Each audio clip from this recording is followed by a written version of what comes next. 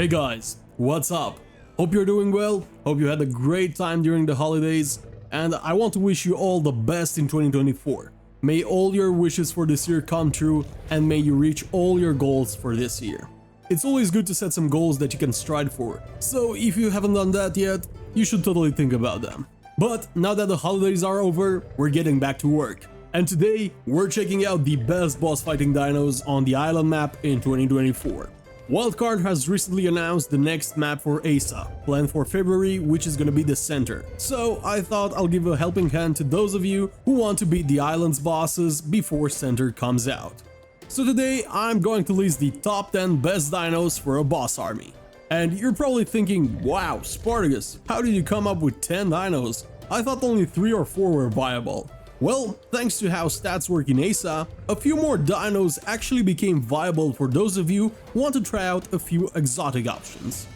At number 10 we have the Megatherium, a choice obviously inspired by Finger's Underdog series. Unfortunately he was not able to showcase the full might of the Megatherium in his finale, but trust me, in ASA these things pack a mean punch. With 600 base health and 36 base damage, their stats are not the best, but they're not that bad either.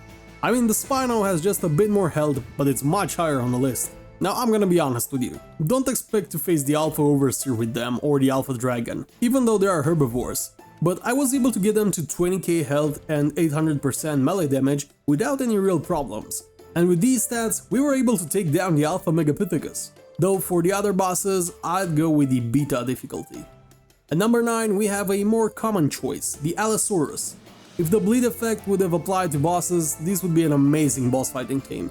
They have similar stats to the Megatherium, but thanks to their alpha boost, they pull ahead in today's video. Just like the Megatherium, they're a viable choice for the Alpha Megapithecus, and they can definitely handle all the bosses on Gamma difficulty, as well as the Beta Monkey and Broodmother. Hell, with some ascended saddles, I think you can even take on the Alpha Broodmother with them. But I wouldn't use them against the Beta Dragon or Beta Overseer, as they are carnivores, which take a lot more damage in those fights. Moving on to number 8, we have the Woolly Rhino. Now at first this might look like a step down in base stats. Just 500 base health and 40 base damage, I was able to get these bad boys to 18k health and 800% damage, which is pretty good. These guys can actually take on any boss, as long as they're ridden by your tribe. The Woolly Rhino has a damage multiplier that allows it to deal 900% of its damage when charging at full speed. Players can make the most of this advantage. But if you plan on taking on the Megapithecus on alpha difficulty, their stats alone should carry them through that fight. That's why they get the 8th spot.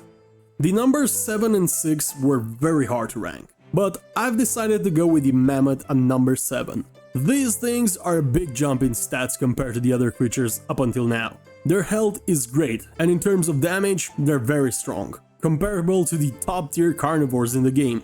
Unlike the Shalico or the smaller creatures on the list, the bosses can't really push these guys around. This is also the first creature on the list that in theory can take on the Alpha Dragon without player assistance, with the right stats and saddles. But I've recently found that they have a lot of trouble attacking the dragon thanks to their size in Ascended. I would actually use them in combination with other high damage smaller creatures, the mammoths filling a mainly damage soaker role in that case. At 6th we have the Stevego, a beast of a dino, which comes equipped with a 50% damage reduction. This effectively doubles their health. In terms of damage, they're a bit behind the mammoths, but they're generally considered to be the second best options against the dragon.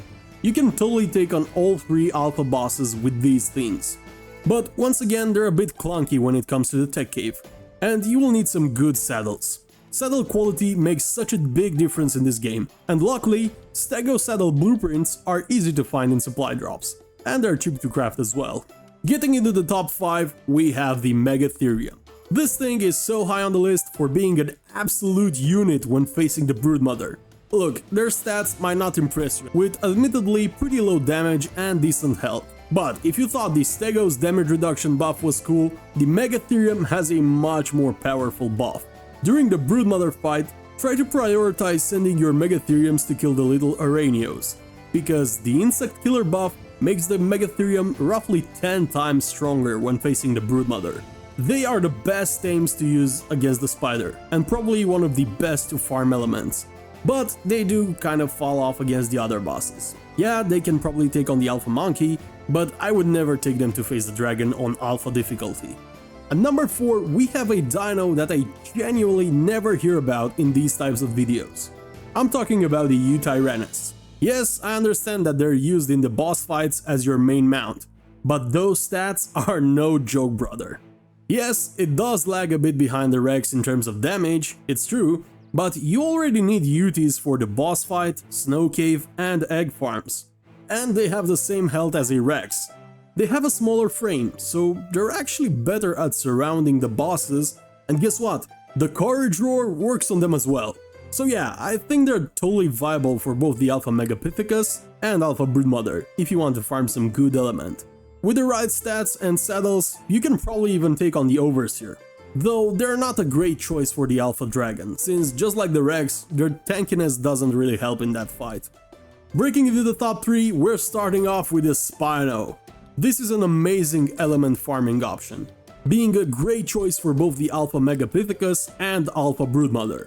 Almost as good as the Megatherium, but easier to use. They have subpar base health compared to the other entries on the list, which personally I think makes no sense. How could the biggest meat-eating dinosaur known to men up to this point have less health than a Mammoth or a Therizino? I've got no idea. But they do make up for it with insane DPS and their hydration buff, which they can access in the Broodmother arena. But I wouldn't take them in the Overseer fight, since there's no water in that arena and taking them through the tech cave with their turning radius is going to be atrocious. Just as a quick reminder, if you're using Spinos, remember to bring that Daedon. It's gonna help you a lot more when you're using Spinos compared to when you're using Rexes or UTs.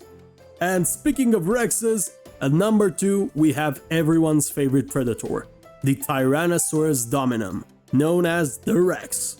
It was quite a toss-up between them and the Spinos for the second place, considering both of them are just as good against the Megapithecus, just as bad against the Dragon, but the Spino is better against the Broodmother.